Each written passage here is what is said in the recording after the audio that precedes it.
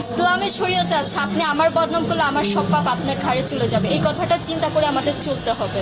বাবুরে ঢাকা থেকে সাইফুল হাদিস আইছে আন্নগরে কেন আজ যে ওয়াজ নসিহত শুনাইতেছে গিবট টিবট গাইয়ের না, বাইরে শুয়ারি গোড়া দুগার উগা থাকতো না, বুঝছেন নি?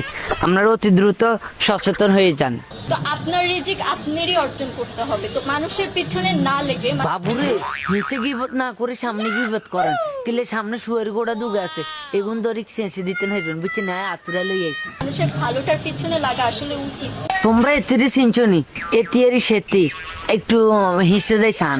আমি রোজা ওইভাবে রাখতে পারি না, আমার কষ্ট হয়।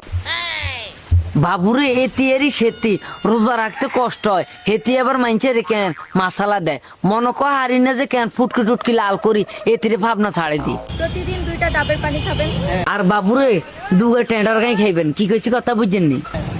রেগুলার বাদামের জুস খাবেন, আর বাবুরে রেগুলার তরকারি জুস খাইবেন, হেলো কেন ফুটকি বালা থাকবো, কি কইছি কথা বুঝছেননি?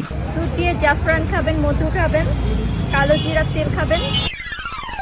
বাবুরে দুধ কেন খাইতাম, দুধ দুইতাম গেছে গরু লাচি দি শুয়ারি গোড়ো গাছ আলাইছে হিয়া টগাই আই।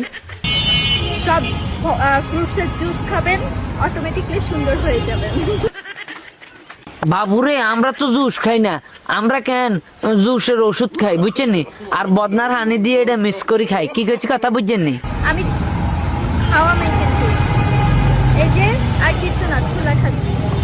বাবুরে আই যদি কেন টেঁডাই গেছি তো জোলা আছে না, সরি তো সোয়া আছে, যখন একটা গাই দিম তখন 12টা মেরে 13টা বাজি যাব, তখন কব কিও দুলা ভাই